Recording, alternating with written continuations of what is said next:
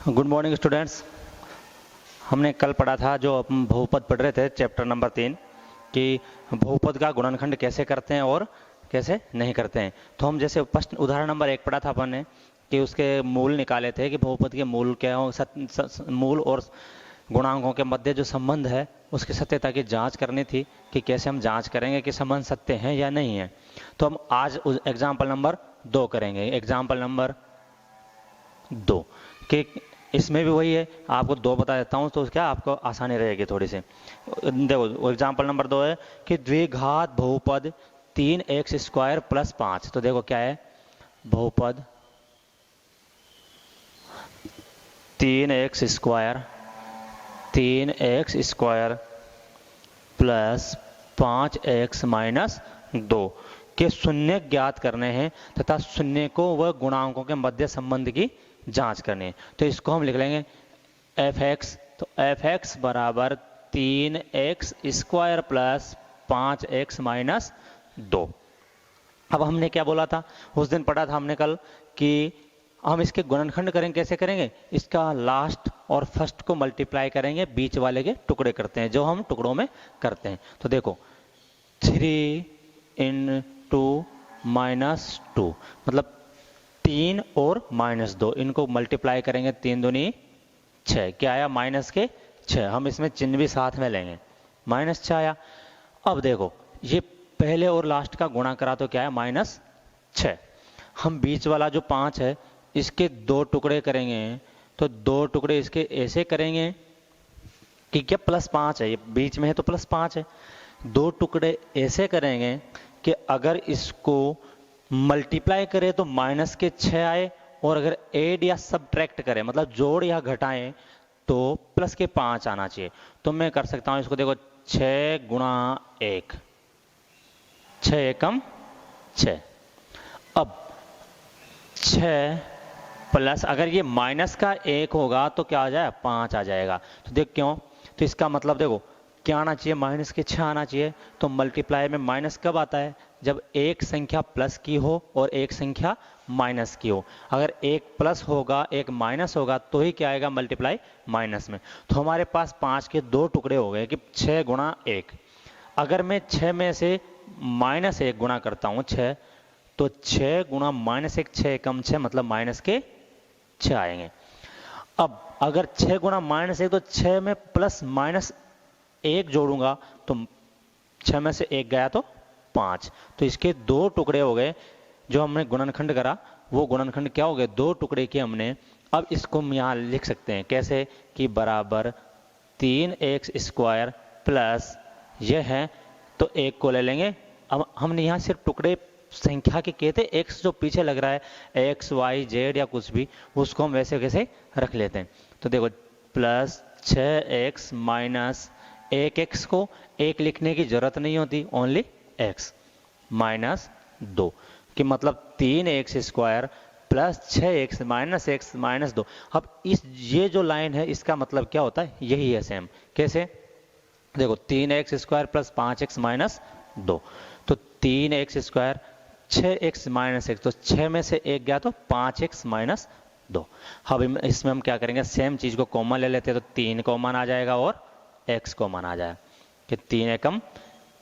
तो देखो यहाँ क्या बचा, 3 एकम 3 बाहर गया, x तो क्या रह गया, ओनली x। बीच में प्लस 3 दूनी 6 और x बाहर आ गया, तो 3x बाहर आया तो यहाँ x बचा, क्यों x² है तो 1x आ गया, 3 का 3 बाहर आ ही गया, तो यहाँ x प्लस 3 दूनी 6, 2 और x बाहर आ गया।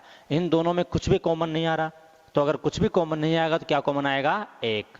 तो 1 आएगा, लेकिन माइनस तो था ही सही बाहर, तो 1 लिया, तो यहाँ क्या रह गया, देखो माइनस भी बाहर ले लिया और 1 आ गया, तो यहाँ क्या बच गया, प्लस का x।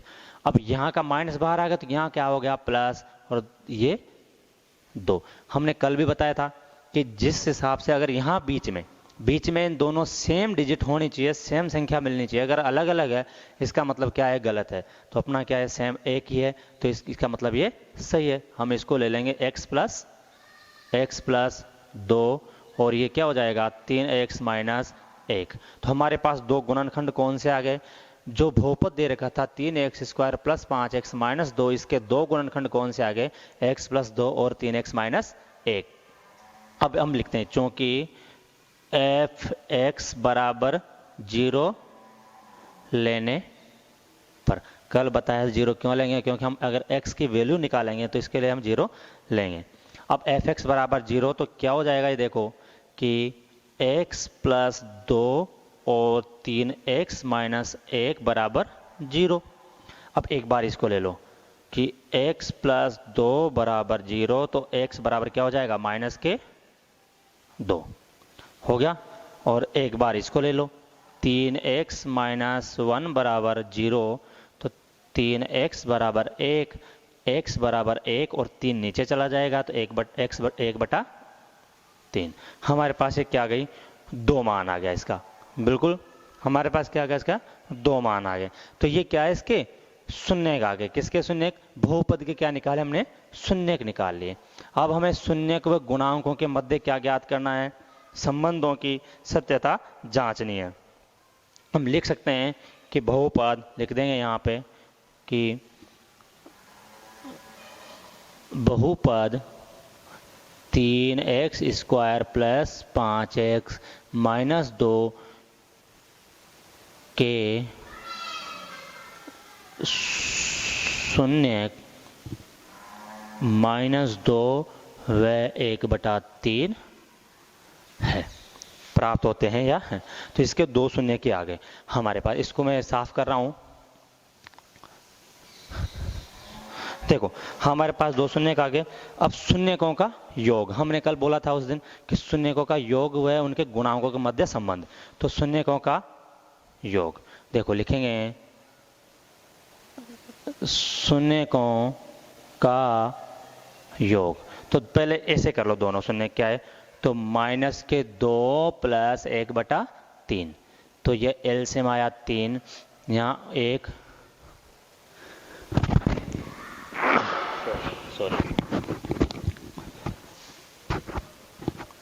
यहाँ एलसीएम आया 3, यहाँ 1। तो देखो 1 का भाग 3 में 3 बार, 3 दूनी 6, माइनस के 6 प्लस 3 एकम 3, तो ये क्या हो जाएगा, माइनस के 5/3 हो गया। अब हम शून्य को गुणांकों के मध्य जो संबंध निकालेंगे उससे एक और बनता है कि शून्यकों का योग बराबर, हमने सूत्र पढ़ा था -b/a, जहां b क्या था, -x का गुणांक अपॉन x² का गुणांक, ये हमने पढ़ा था। तो इससे निकालो तो माइनस, देखो माइनस आ जाओ, ये होता है ax² plus bx minus plus c। तो देखो माइनस, तो माइनस की जगह माइनस, b क्या है 5/a क्या है 3। तो मतलब ये और ये दोनों क्या आ रहे हैं, बराबर आ रहे हैं। इसका मतलब अब यहाँ तक तो हमारा बिल्कुल संबंध सही चल रहा है। अब हम लिखेंगे शून्यकों का गुणा।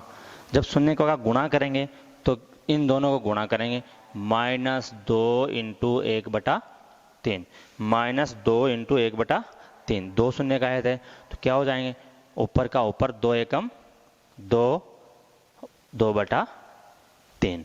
अब हम इसको फॉर्मूले से करेंगे, जो हमने गुणांकों के मध्य संबंध है कि शून्यकों का गुणा बराबर होता है c/a। इसको एक बार और लिख दो, c होता है अचर पद बटा x² का गुणांक। अब अचर पद आप 10th में आ गया, अचर पद जानते भी होंगे। अचर पद क्या होता है, अचर पद होता है जो जैसे ax² plus bx plus c, जो c होता है लास्ट में, जिसमें मतलब x y ये नहीं होता, वो क्या होता है, अचर पद होता है। तो देखो c अचर पद क्या है, यहाँ -2, तो -2/a क्या है 3। तो इसका मतलब हमारा पास जो हमने शून्यकों का योग करा वो, और हमने फॉर्मूले से जो गुणांकों के साथ फॉर्मूला रख के निकाला, दोनों बराबर आए। शून्यकों का गुणा किया, दोनों जो हमारे पास मान आए तो उन दोनों का गुणा किया वो, और शून्यकों का गुणा कौन सा, जो हमने फॉर्मूले में रख के निकाला अचर पद वाले में, वो दोनों सेम आए। तो हम कह सकते हैं कि बहुपद में शून्यकों व गुणांकों के मध्य संबंध सत्य है।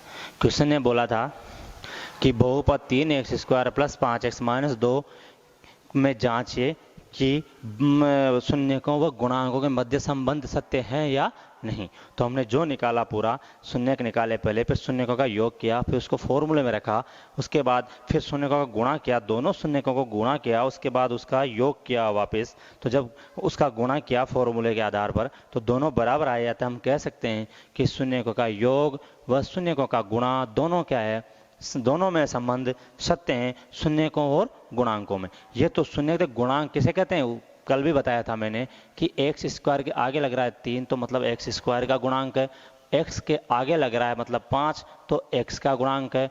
और ये क्या होता है, जिसके आगे पीछे कुछ नहीं होता वो होता है अचर पद होता है। तो ये आपके समझ में आ गया होगा। उस दिन भी सेम मैंने, कल भी मतलब सेम मैंने वही कराया था सेम, और आज भी सेम एक ही एग्जाम्पल दिया है, क्योंकि शुरू में थोड़ा समझने में टाइम लगता है तो इस वजह से ये हो गया। अब हम अगला करेंगे, तो हम अगला कौन सा करें, अगला करेंगे कि जिसमें शून्यक दे रखा होगा और उसमें से हम क्या करेंगे, बहुपद ज्ञात करना होगा हमें। जैसे एक बार इसको देखिए ढंग से और आप अपनी कॉपी में नोट कर लीजिए कि ताकि भूलें तो दोबारा इसको निकालें तो आपको याद रहे।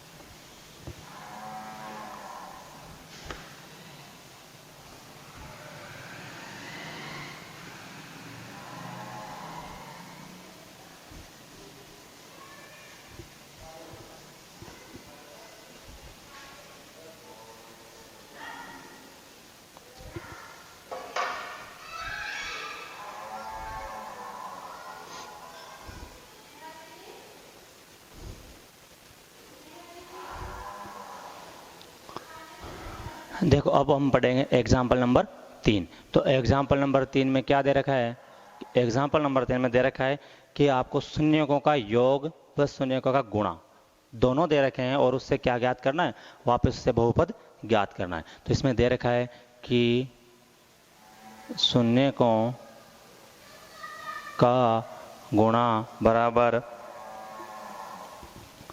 1/4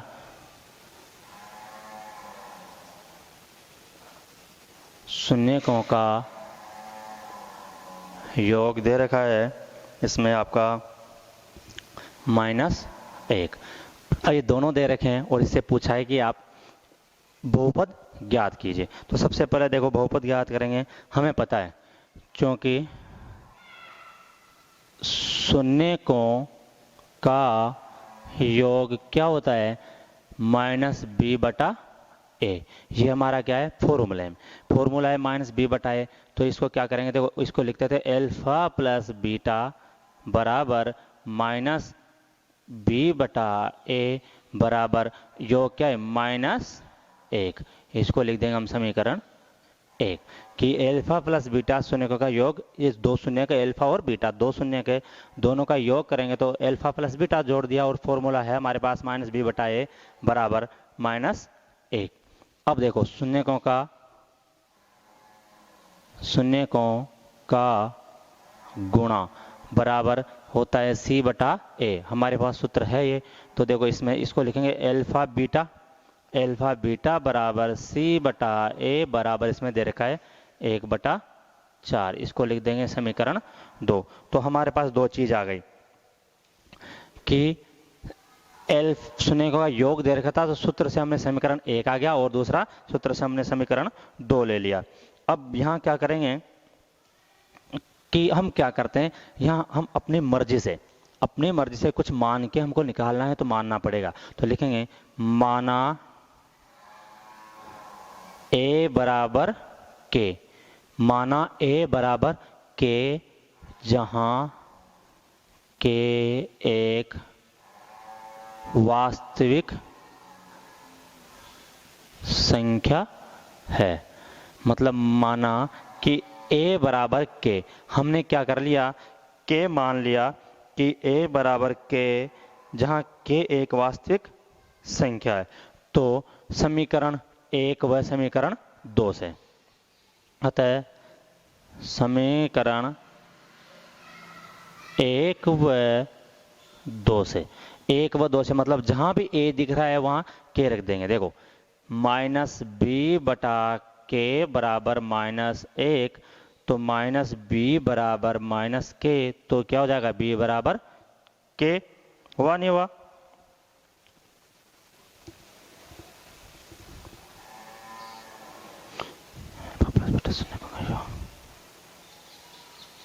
सॉरी, शून्यकों का योग हो। हमने देखो ये क्या है, ये तो है शून्यकों का योग, ये शून्यकों का गुणा है। तो थोड़ा सा मिस्टेक हो गया इसमें कि देखो क्या है, शून्यकों का योग दे रखा है ये, शून्यकों का गुणा दे रखा है ये। तो शून्यकों का योग अपन ने किया, तो इसका मतलब क्या है, यहाँ पे है 1/4 लिख दो, और यहाँ पे क्या है -1 लिख दो। तो ये देखो दोबारा बताता हूँ आपको कि शून्यकों का योग दे रखा है 1/4, शून्यकों का गुणा दे रखा है -1, बोला इससे बहुपद ज्ञात करना है। क्या ज्ञात करना है? बहुपद ज्ञात करना है। तो शून्यकों का योग दे रखा है -b/a, मतलब कि योग होता है प्लस, तो एल्फा प्लस बीटा बराबर -b/a, तो b/a क्या 1/4 योग है। शून्यकों का गुणा क्या है? c/a, तो एल्फा बीटा बराबर c/a-1। हम क्या करेंगे, यहाँ हर प्रश्न में जिसमें आपको शून्य दे रखे हो और उससे क्या निकालना हो, बहुपद निकालना हो, तो वहाँ हर क्वेश्चन में क्या करेंगे, हम मानेंगे माना a बराबर k जहाँ k एक वास्तविक संख्या है। ये क्या करेंगे, हमें हर प्रश्न में मानना पड़ेगा। तो अब समीकरण 1 व 2 से, तो देखो मैं यहाँ लिखता हूँ कि -b/k बराबर 1/4, तो -b बराबर के ऊपर चला जाएगा k/4, तो b बराबर क्या हो जाएगा -k/4। ये किसकी मान आ गया? b का। ऐसे हम यहाँ c वाले में लिखेंगे तो c/k बराबर -1 और c बराबर -k। हमने सिर्फ जहां से k माना था उस वहां b/a में b/k रखा, ये बराबर कर दिया, b का मान निकाल लिया। c/a में a की जगह k रखा और बराबर कर दिया, फिर हमने क्या करा, c का मान निकाल लिया। अब हमें पता है क्या, मैं इधर लिख देता हूं, देखो चूंकि द्विघात समीकरण क्या होता है, बराबर होता है ax² plus bx plus c। जो हमारे पास द्विघात समीकरण है वो क्या है, ax² plus bx plus c के रूप में प्राप्त होता है। हमने ये उस दिन भी पढ़ा था कि हमारे पास द्विघात समीकरण में अच्छे से बताया था कि ax² plus bx plus c जो इस फॉर्मेट में होता है उसे हम द्विघात समीकरण कहते हैं। अब देखो, अब यहां से क्या करेंगे, इसमें सब में मान रख देंगे। देखो a b और c की जगह, तो a की जगह तो क्या है kx² प्लस b की जगह क्या लिखेंगे -k/4x प्लस c की जगह क्या लिखेंगे क्या लिखेंगे ax² plus bx plus c बराबर 0। तो देखो a की जगह क्या लिखेंगे k, b की जगह लिखेंगे k/4 और c की जगह लिखेंगे -k।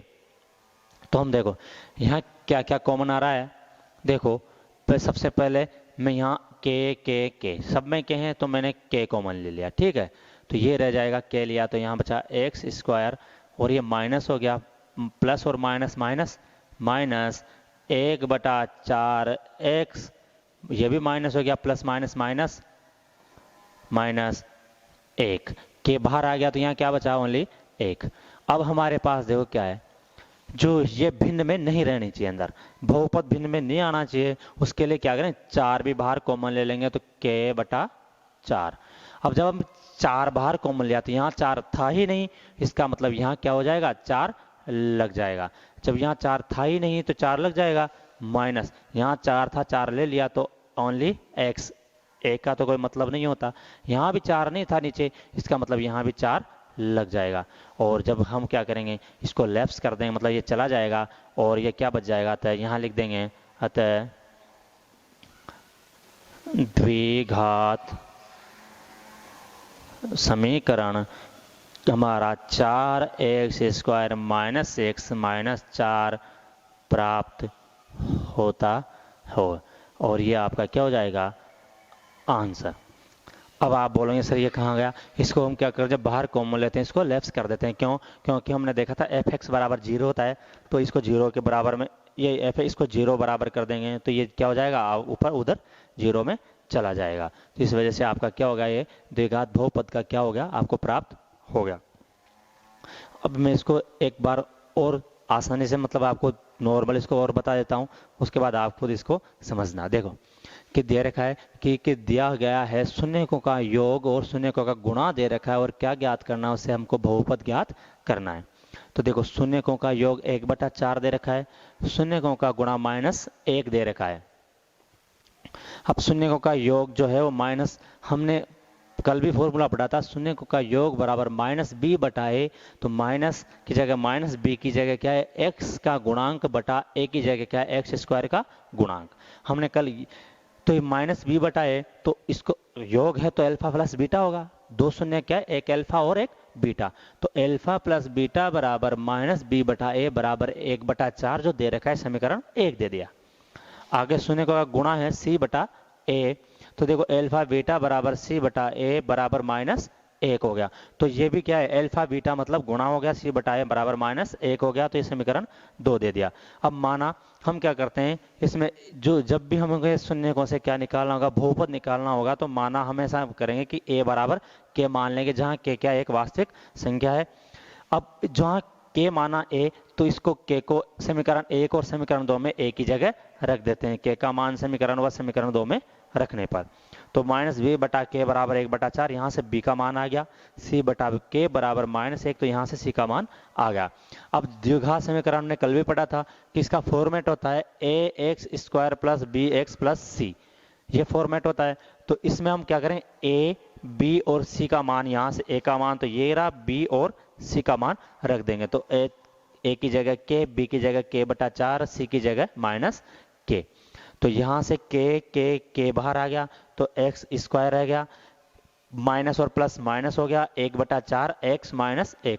अब द्विघात बहुपद जो होता है उसमें क्या करेंगे अपन, कि नीचे भिन्न नहीं रहना चाहिए, तो नीचे से 4 भी क्या कर लिया, कॉमन ले लिया, तो यहाँ 4 था ही नहीं, तो इसका मतलब मल्टीप्लाई कर दिया, यहाँ x और यहाँ -4 मल्टीप्लाई कर दिया, तो ये आपका द्विघात समीकरण प्राप्त हो गया। ओके, ठीक है।